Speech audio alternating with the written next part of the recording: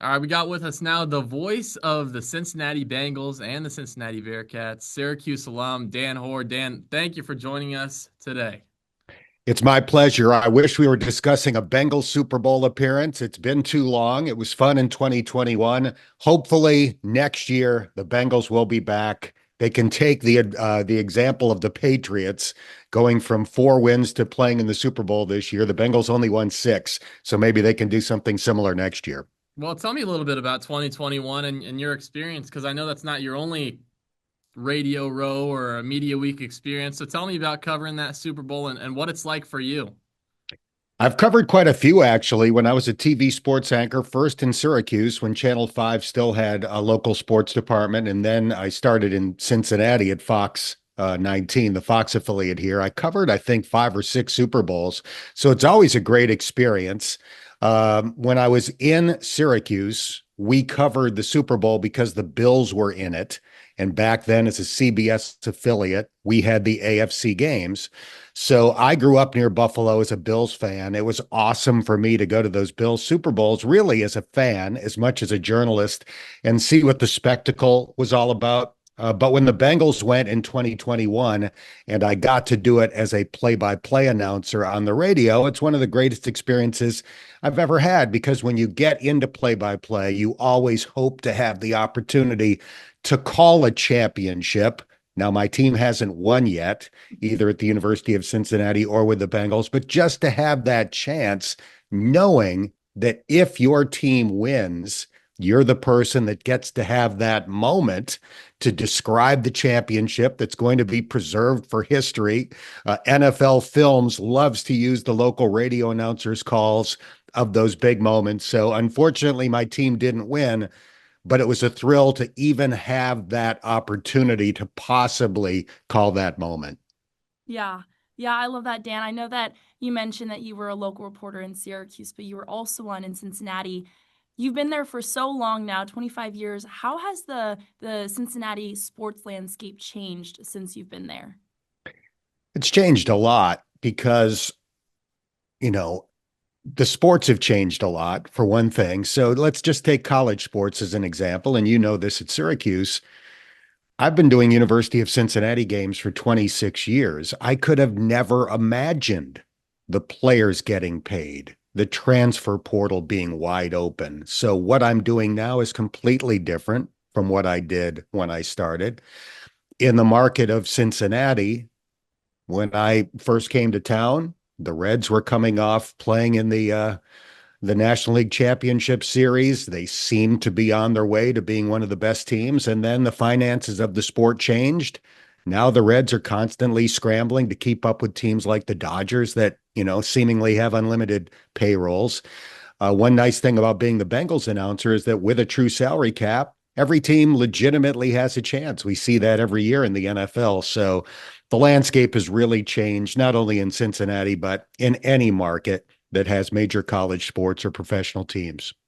I want to take it to the college level. So I know your Bearcats aren't doing too hot right now in basketball, but what's the difference? I mean, moving from the American to the Big 12, what's the biggest difference for you? It could be something like the level of play all the way to the media meals you get at the games. What's the biggest difference for you going into power conference ball?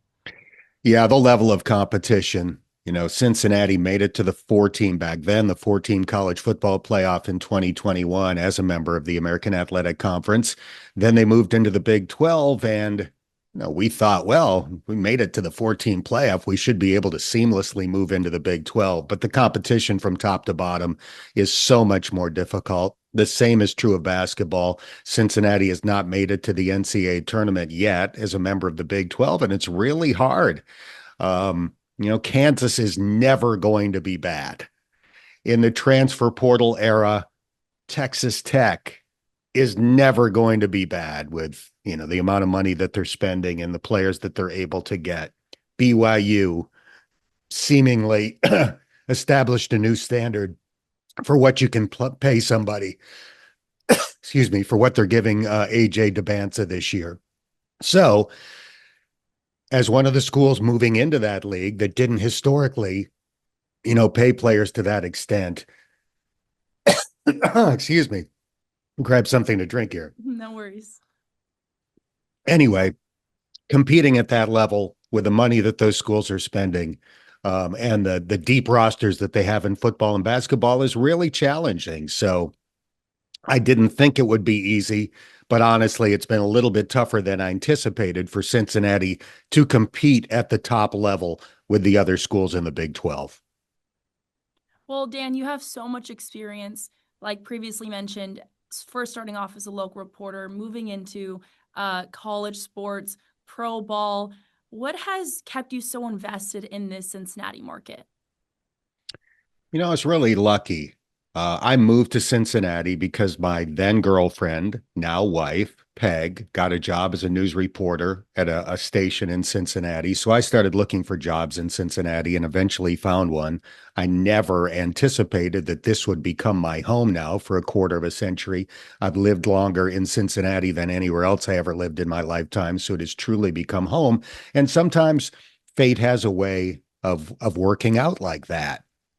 I often tell Newhouse students and other students that are interested in getting into broadcasting that nearly every job that I've applied for in my lifetime, I didn't get. I could wallpaper my house with rejection letters from Major League Baseball teams because that's what I tried to do for much of my career. But all of the great jobs that I've been able to get, I didn't even know were open. Those employers sought me out because they had seen my work or they had talked to somebody that knew of my work ethic or how I would be able to get along with my coworkers and superiors, so to speak, on the totem pole. So that's kind of what happened with Cincinnati. It wasn't a place that I knew much about. I didn't really dream of working for the Bengals or working for the University of Cincinnati, but I looked for jobs in the market because my girlfriend, again, now wife, was already there. Got a job in Cincinnati, gradually got better and better jobs in Cincinnati, grew to love the city. It's been a great place to raise our son. So, I mean, I'm a Cincinnatian now. I feel like I'm one, even though I wasn't born and raised here. So let's talk about the Super Bowl matchup a little bit. I know the Bengals played the Patriots this year, not the Seahawks. New England won 26-20 in week 12. What sticks out to you about that matchup? The interesting thing about that game, as I look at the Super Bowl matchup, is that Drake May did not play well. He threw a pick six. The Patriots scored one offensive touchdown in that game. They settled for a bunch of field goals in the red zone. Joe Burrow didn't play. Jamar Chase didn't play. It's kind of fitting of the season that the Patriots have had. As everybody knows, their schedule is very fortuitive. Not only did they play weak opponents, but it seemed like they had several games where key players were out for the opposition, including the AFC Championship game when Bo Nix got hurt the game before. I don't want to say that to diminish the Patriots. They're a great team. Every NFL game is a challenge, but I do think things fell their way a lot of weeks this season, including that game against Cincinnati. So that's why I think Seattle is going to win. I think the Seahawks have proven to be better throughout the course of the season. Just getting through their division, where three teams won 12 or more games, was really challenging. So looking specifically at the lens of the Cincinnati New England game, the Patriots, at least that day, were not that impressive, although they did score a defensive touchdown and obviously shut down Cincinnati enough to win that game. Well, Dan, I kind of want to take the time to reflect on your time here at Syracuse. In conversations at Newhouse, we're always talking about the sports broadcasting greats, and you're one that comes up in conversation all the time. But it's also hard to imagine that people like you were in our shoes here. So can you just take the time to share maybe one of the first moments you had on air here? How did it go? Good, bad, anything of that sort? Bad. The first time I was ever on the air, I think it was the first time or one of the first times, I said my own name wrong. So that was not a great debut. My name is not difficult to say, as you can see on the little screen there. Dan Hoard. It's not very long, not a lot of syllables, kind of hard to screw up, but it was a Syracuse basketball game. I was not doing the play-by-play. I was back then, if you did stats, you got to do the pregame interview. I don't know if that's still the case. Probably not. But I was doing stats for an upperclassman named Gary Apple, who's gone on to have a great career in New York. And as the stat guy, I got to do a pregame interview. So I scanned the Carrier Dome that night looking for somebody who would be a good guest. Tommy Heinsohn was doing the color commentary on TV that night, the former Boston Celtics head coach. So I approached Tommy Heinsohn. I asked him if he'd be willing to do a pregame interview. He said yes. I grabbed my gigantic Marantz cassette recorder, did the 3, 2, 1 countdown, and then said, this is FM 88. I'm Dan Hoard. Somehow I botched my own 2-syllable name. So it was not a great debut. Thankfully, I got better. I also remember broadcasting a lacrosse game on FM 88, and I had never seen a lacrosse match before. The first game I ever saw, I called on the radio. I hope that tape has been destroyed because I can only imagine how dreadful it was. So like all current students, those first few times you go on the air, you probably listen or watch back and think, good Lord, how am I ever going to make it in this business? I'm terrible. But I promise you, you will get better. And the experiences that you get there and the critiques you get from your fellow students and your professors are really helpful in improving. I don't know if those are some of your best memories, but talking about your time at Syracuse, what are some of your best memories you look back on? Doesn't have to be anything with broadcasting, but just remembering your time on campus. Yeah, that's easy. It's just interacting with my fellow students who have gone on to have such great careers. So I do think that I was at Syracuse and worked at FM 88 kind of in the heyday of like the most really successful people in a short period of time, because Mike Tirico, Sean McDonough, Greg Papa, Tony Caridi, who's done great in West Virginia, one of my roommates, Jim Jackson, who's been the voice of the Philadelphia Flyers for a million years, Craig Minervini, who's been highly successful in the Miami market. I mean, the list goes on and on. All of these people were there in a very short period of time. So interacting with them, picking each other's tapes apart, watching games on TV and critiquing the announcers that we were listening to on TV at that time. I often describe how that group of people would watch NFL games together, for example, and we would have our other friends in the dorm room or campus apartment with us at the time. And within a few minutes, these other friends would be like, what is wrong with you people? Can't you just watch the game and enjoy the game like a normal human being? Do you have to pick apart every sentence that these announcers are saying? But that's what we did. That's how we got better. That's how we, studied what works for some people and what doesn't work for others. And it helped all of us develop our own style. So spending 4 years with those really talented, passionate people that love broadcasting and were desperate to get into it, that's what I remember most from my time at Syracuse. Yeah, you mentioned just all of these people who are big in the industry and known in the industry, working hard here at Syracuse while you were here. What's the difference between students that make it and then students that don't, that you maybe haven't mentioned already, watching film, critiquing tapes, things like that? Yeah, first and foremost, it's the passion. And a lot of students had it when I was there, and I imagine a lot do now. I know you two do. It's that determination that I'm going to make it. I remember in high school when I wanted to get into sports announcing, well-meaning adults would say, well, that's great, good luck, but you better have a plan B.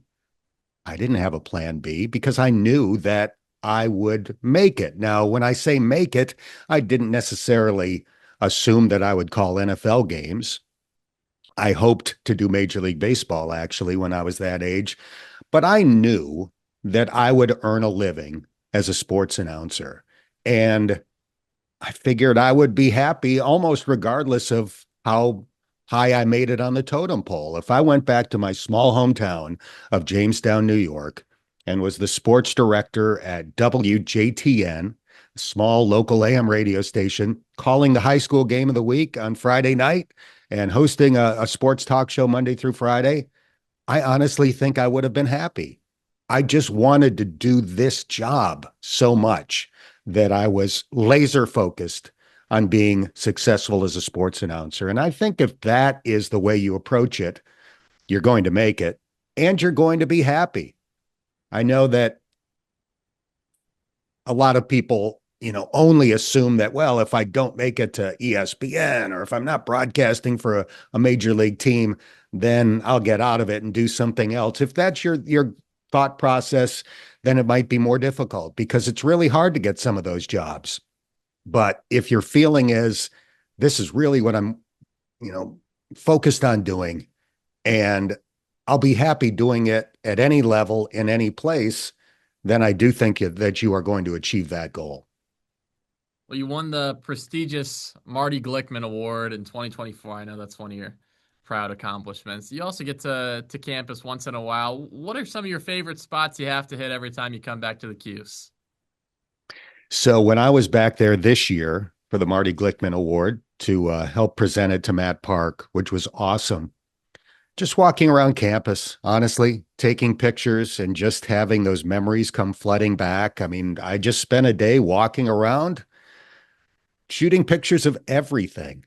Now, my wife is a grad too, so it's nostalgic for us to look back at those days and remember some of the, things that we did back then. So I don't really think of it as a specific spot or anywhere on Marshall Street that I have to go to get something to eat or anything like that. Honestly, it's just walking around and remembering all of the little things that I loved during the course of the time that I was there. And keep in mind, I not only went to school at Syracuse for 4 years, but I worked in Syracuse for several years after that. So it was a huge part of my life. I broadcast minor league baseball games there for several years. Then I worked at Channel 5 as a sports anchor and reporter. So Syracuse was a really big and important part of my journey to where I am now. All right, Dan Hoard, voice of the Cincinnati Bengals and Bearcats. Thank you so much for joining us. My pleasure. Have fun. Covering a Super Bowl is a great event.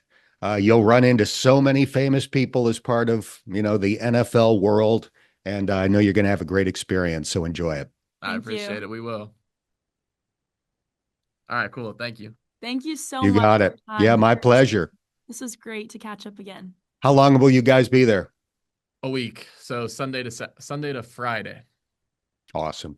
Yeah. Awesome. I'm glad you guys get to do that. That is a tremendous thing that they've been doing. And you'll have a ball. Thanks. I also have more question for you. This is for a story. I think I'm going to do a story on Kobe Bryant. So okay. I thought you'd be the guy to ask for that.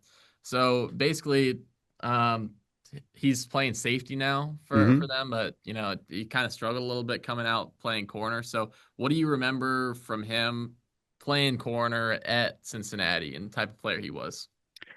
So what people might not realize about Kobe Bryant is that he won the Jim Thorpe Award while he was at Cincinnati as the best defensive back in college football his senior year when his teammate was Sauce Gardner. So Sauce Gardner, third pick in the draft, NFL superstar, one of the highest paid corners in the NFL. But on his own team, Kobe Bryant won the award as the best defensive back in college football that year. That's how good Kobe Bryant was at Cincinnati. Now, did we think he would be as good in the NFL? Not necessarily because Sauce Gardner has the measurables. He's got longer arms. He's a little bit faster. He's a little bit stickier in coverage. So I didn't exactly know how successful Kobe Bryant would be in the NFL. I think Seattle has done a tremendous job of finding the right position for him at that level to succeed. And he's been awesome as a safety the last couple of years. Mike McDonald is a brilliant defensive coordinator. One of the things that makes him so good is knowing where to put the chess pieces on the chessboard. And he's found the perfect spot for Kobe Bryant as an NFL player. I thought Kobe would be successful. I didn't know exactly, how successful, but I'm really glad that he's found the right spot to succeed in Seattle. And he's due to be a free agent at the end of this season. The Bengals are in the market for a starting safety. I think Geno Stone is probably out. So if Kobe Bryant wants to come back to Cincinnati, he would be welcomed with open arms by the Bengals radio play-by-play announcer. And then anything about him as a person or a teammate that stuck out to you? So Kobe Bryant was one of the first guys to commit to Cincinnati when Luke Fickell became the head coach. And The reason why, or one of the biggest reasons why Luke Fickell wanted Kobe Bryant, is that he had coached his older brother at Ohio State. So he knew the family. He knew the type of person that Kobe was, in addition to being an excellent prospect just in terms of his football ability. But he knew that he would be getting a great team leader, a guy with great work ethic. And that fits Kobe Bryant to a T during the 4 years that he spent at Cincinnati. They had a bunch of really talented players on the team at that time. I think Kobe's draft class had 9 guys go to the NFL. If it wasn't his year, it was the year after. But in any case, Kobe was one of the leaders of a really talented group. So he played a major role in Cincinnati reaching the heights that it reached while he was there. The Bearcats played in the Cotton Bowl and the Peach Bowl in back-to-back years while Kobe Bryant was on the roster. And again, he was a major reason why. He was an awesome team leader in addition to being a great player. Sounds good. Anything else you think would be helpful for that story? He was named for the basketball player, spelled differently, but that's why his parents named him Kobe, and it's no surprise, you know. I think his generation of athletes, when you ask guys from that kind of age group who their favorite athlete is or was, a lot of them say Kobe Bryant, you know, not only because of his greatness as a player, but just the whole Black Mamba mentality and everything that Kobe stood for during his playing days. So there might be something there. Cool. All right. Appreciate it. You got it. Thank you. Okay. Have All a great right. weekend. Thank you. You as well. Safe travels to San Fran. Appreciate Thank you. you. Thanks. Yep. So long.